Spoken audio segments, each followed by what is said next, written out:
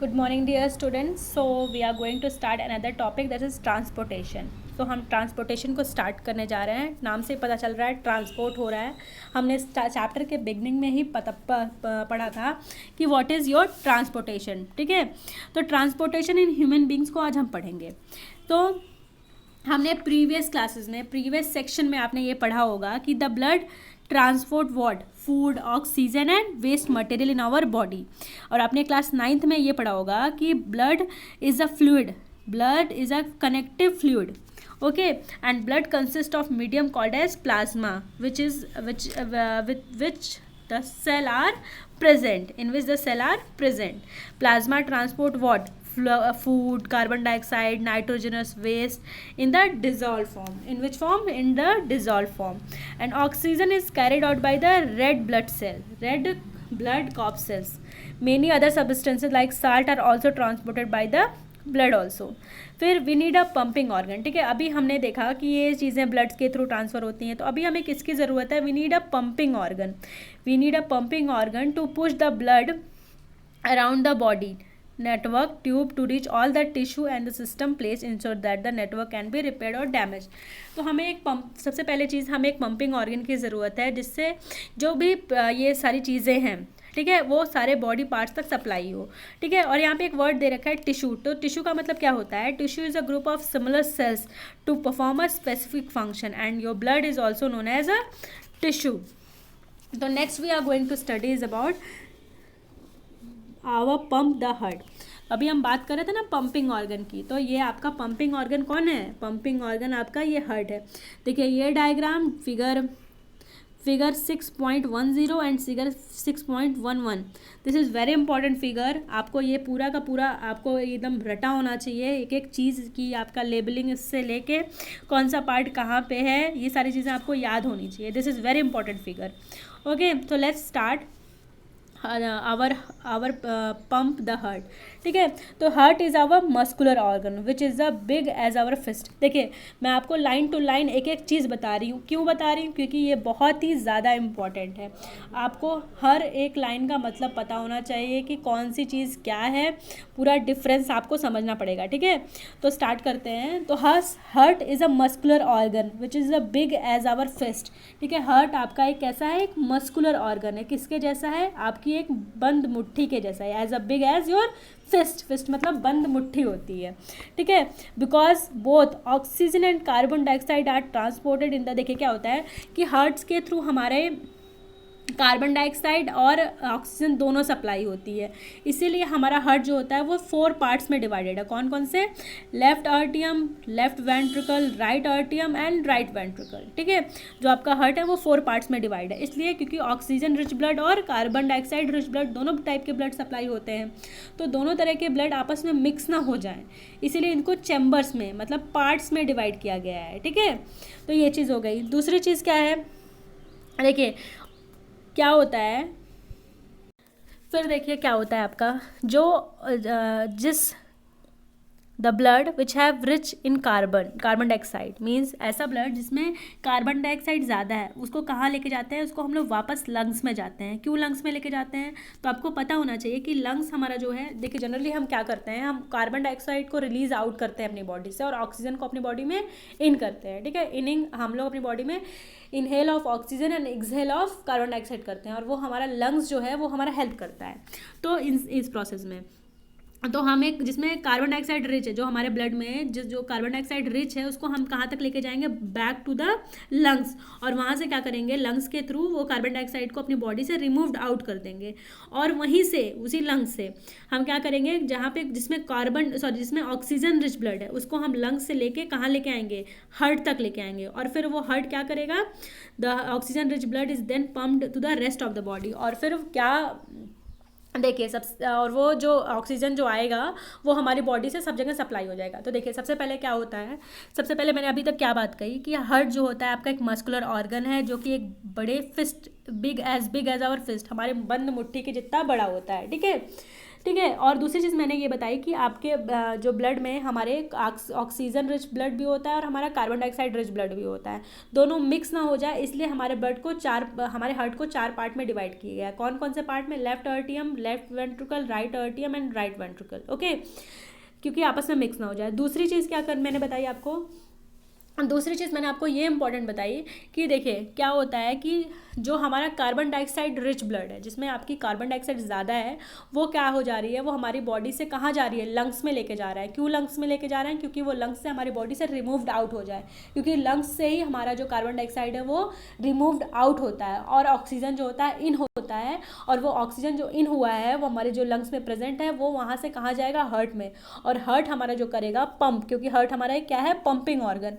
तो हार्ट हमारा जो है वो ऑक्सीजन रिच ब्लड को पंप करेगा और हम हमारी रेस्ट ऑफ द बॉडी को पहुंचाएगा। ठीक है, तो ये चीज़ तो कैसे पहुंचाएगा, कैसे हार्ट में आता है, ये सारी चीज़ें हम अब डिटेल में समझने जा रहे हैं। ठीक है, तो देखिए सबसे पहले क्या होता है कि जो आपका सबसे मतलब ये स्टेप बाय स्टेप ये प्रोसेस होता है। तो पहला स्टेप क्या होता है, जो ऑक्सीजन रिच ब्लड होता है वो कहाँ से आएगा? लंग्स से हमारे कहाँ आएगा?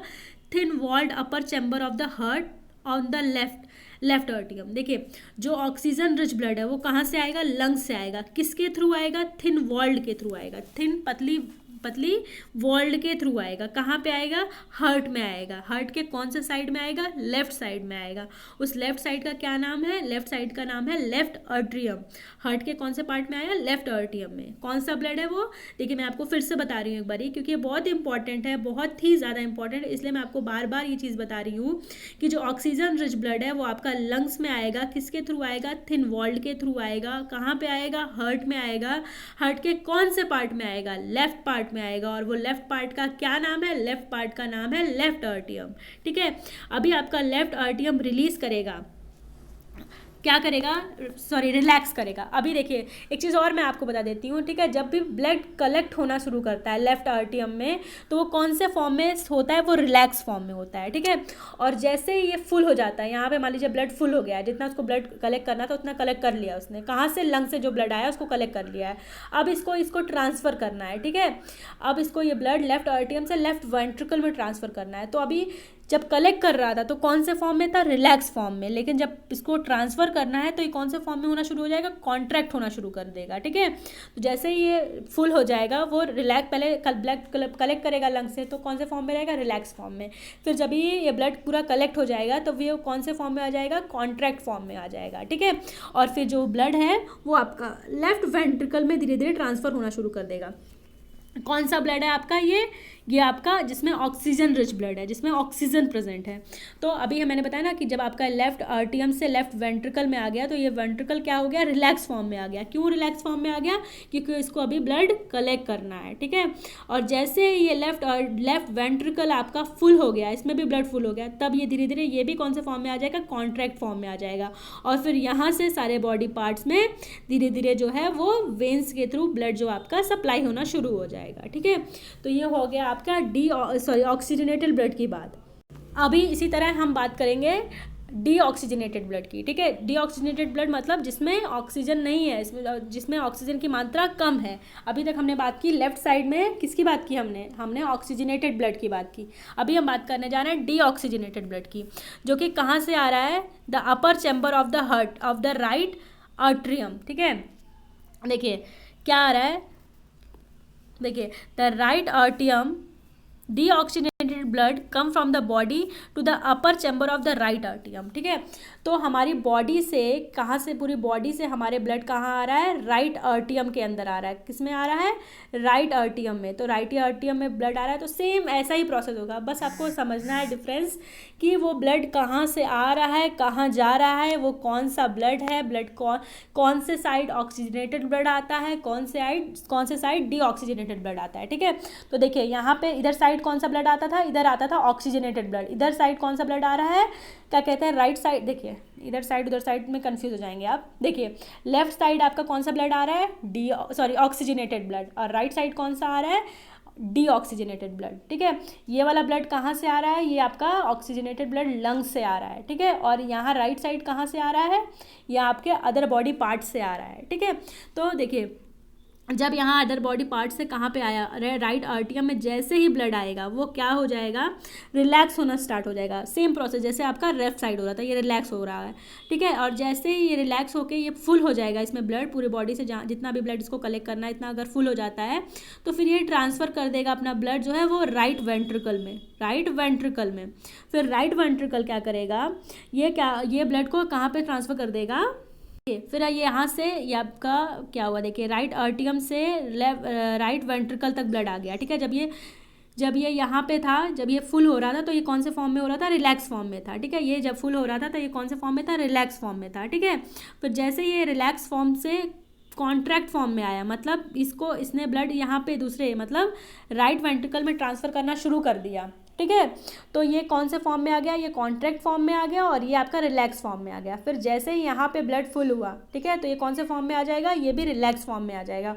और ये यहाँ से ब्लड कहाँ पे ट्रांसफ़र कर देगा, हमारे लंग्स में, ठीक है। ये हमारे लंग्स में ट्रांसफ़र कर देगा, किस लिए, उसको डीऑक्सीजनेटेड ब्लड को ऑक्सीजनेटेड ब्लड में कन्वर्ट करने के लिए, ठीक है।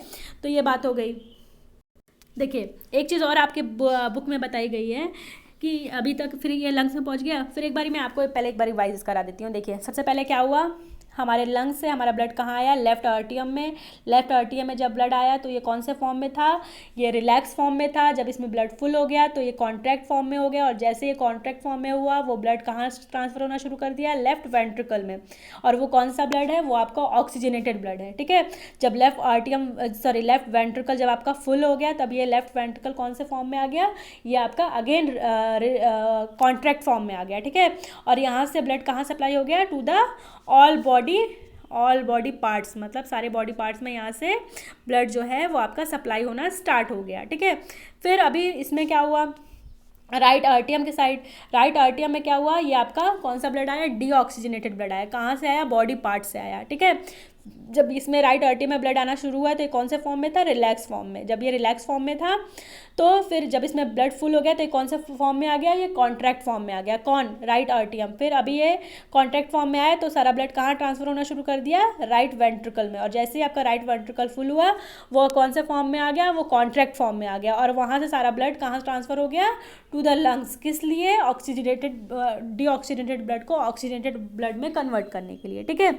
और देखिए आपकी बुक में एक और इम्पॉर्टेंट चीज़ बता रखी है कि जो वेंट्रिकल है वो ब्लड को पंप करने में और डिफरेंट जो आपका वेंट्रिकल है, मतलब ये आपके दोनों जो नीचे के पोर्शन है, राइट वेंट्रिकल और लेफ्ट वेंट्रिकल, इनकी जो वॉल होती है वो थिकर होती है, क्योंकि ये पूरे ऑर्गन्स में ब्लड सप्लाई करते हैं और ऑर्गन से लेके आते हैं। तो इनकी जो ब्लड इनकी जो वॉल्स होती हैं वो थिकर होती हैं एज़ कम्पेयर टू आर्ट्रिया, ठीक है। तो आपसे पूछा जा सकता है कि वेंट्रिकल या आर्ट्रिया में किसकी वॉल्स जो होती हैं वो थिकर होती हैं, तो आपको पता होना चाहिए वेंट्रिकल्स की वॉल थिकर होती हैं एज़ कम्पेयर टू आर्ट्रिया, ठीक है। और ये जो वॉल्स होती हैं, वॉल्स इंश्योर करती हैं कि जो ब्लड है वो बैकवर्ड डायरेक्शन में ना फ्लो करने लगे, ठीक है। नीचे जा रहा है फिर वो डायरेक्ट फिर ऊपर आने लगे, तो ये इंश्योर करती हैं कि walls ensure that the blood does not flow backward when the artery और वेंट्रिकल कॉन्ट्रैक्ट, ठीक है। जब ये कॉन्ट्रैक्ट होती है तो ब्लड जो होता है वो बैकवर्ड डायरेक्शन में ना फ्लो करे। ये कौन आपका देखता है, ये आपकी वॉल्स देखती हैं, ठीक है। तो ये बात हो गई हमारे आवर हार्ट, मतलब कैसे ब्लड को पंप करता है, ये सारी चीज़ें। फिर नेक्स्ट है oxygen enter the blood in the lungs, ठीक है। तो ये हम अभी नेक्स्ट वीडियो में कंटिन्यू करेंगे।